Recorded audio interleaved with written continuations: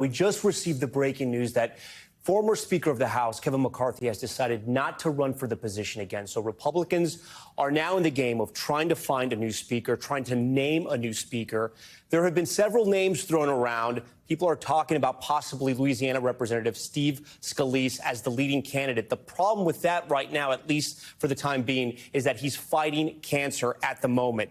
For now, Representative Patrick McHenry is the temporary Speaker of the House until Republicans get their act together, get their votes together, and figure out who's going to lead their party. Garrett Haake joins us now on this breaking news. Garrett, I know all of this is sort of happening very quickly. We've just confirmed the news that Speaker McCarthy is not going to run again. I had a conversation with Congressman Jimenez just about an hour ago, and he was sounding like he was supporting McCarthy, that McCarthy was going to live to fight another day. Clearly, that's not the case. Tom, McCarthy has told us hundreds of times probably that he is a fighter and that he does not give up. But I think he took a look at the vote today and realized the math was simply not going to be there for him in the short term, or that he would face these challenges continually in the long term. Now, he's going to speak a little bit later tonight. We might get a little bit more information about his thinking. But with McCarthy out of the way, McCarthy had really a stranglehold on maybe 200 votes within the conference. There was a ton of loyalty to him within the majority of the conference. If McCarthy steps aside here, it clears the way for any number of other members to try to make a push to become Speaker. My eye falls immediately on his top deputies, Steve Scalise, Tom Ever, Elise Stefanik, the other senior members of his leadership team. But any of them, Tom, would have a lot of the same problems that McCarthy had. They have to make impossible math work with intractable elements of their conference who won't take, the fact that the other two branches of government are controlled by Democrats as an acceptable answer. Scalise, among them, probably has the best conservative bona fides, but he's also fighting cancer right now. He may not be physically up to the job or willing to take it on. Whether someone like Patrick McHenry, who's now in the temporary role, holds on to the job longer until Scalise is healthier. I mean, there's a number of ways to game this out. I don't know that we'll get an answer tonight, but with McCarthy stepping aside, those other pieces can start falling into place. You know, Garrett, I'd like to talk about his thinking, because do you think he reached a point where he said, I'm not going to get there with the Republican votes? And you would think he could try something, and I don't know if I want to call it courageous, because other people might say it'd be political suicide, but could he have reached over to the Democrats and say, can I get any of you to vote for me to keep me as Speaker, to keep some stability, and I'll work with you? Or would have been the end of him right there? Well, look, we know there were some back-channel efforts to do exactly that today. My colleague Ali Vitale, Ryan Nobles, and I reporting on the fact that there was outreach at the member level from individual Republicans to individual Democrats saying you should do this for the good of the country. We could work together, support Kevin McCarthy to get us through this, and we could work together. But I have to tell you, Tom, I spent a lot of time talking to House Democrats today, and there is just no trust there with McCarthy. And it's not just McCarthy as Speaker, by the way. This goes all the way back to how he handled the aftermath of January 6th, how he undercut the idea of a bipartisan commission to look into the 6th. Remember that before we even had the January 6th committee?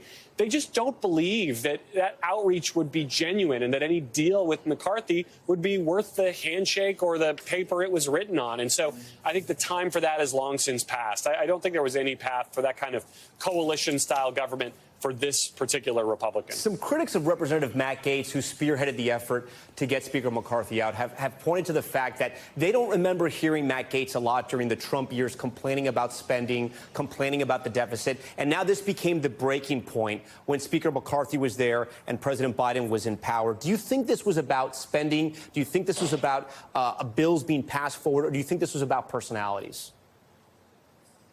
I think it could be about both, Tom. I mean, look, a lot of Republicans, not just Matt Gaetz, suddenly found religion again about spending when there was a Democrat back in the White House. I mean, that's a sort of a Washington staple that when your party's in charge, you kind of look the other way on spending. But when the other guy's in the Oval Office, all of a sudden it's a huge problem. So Gaetz would not be alone in being hypocritical there. He also does have personal issue with McCarthy. I mean, the two have been antagonists for years, and especially recently, there's been a lot of reporting around the idea that Gates holds McCarthy responsible for his ethics investigation. McCarthy has denied that. There's been no communication between the two since, I think, the beginning of this Congress. So separating the purely personal from the purely political here may be impossible. But look, Gates set a trap here, essentially, for McCarthy. And even seeing it from a distance, there was very little McCarthy could do to avoid it other than kind of keep plowing ahead and hope the votes would be there. Today, they weren't. Garrett, as you work on your book, Civics for Beginners, explain to our viewers who right now is the speaker. You mentioned him earlier, Representative McHenry. Talk to us about the process, what happens from here. So, Tom, this is a law that was put in place after 9/11, where there was continuity of government issues here and the realization that should something happen to the speaker, you can't risk that office, second in line to the presidency, being vacant for some protracted period of time. The rules were changed so that the speaker, when he or she takes that office, basically submits a secret list to the clerk of people who would be acceptable members to be speaker pro tem, someone who could take over the job on a temporary basis. We learned only today, after McCarthy's ouster, that at the top of his list was Patrick McHenry.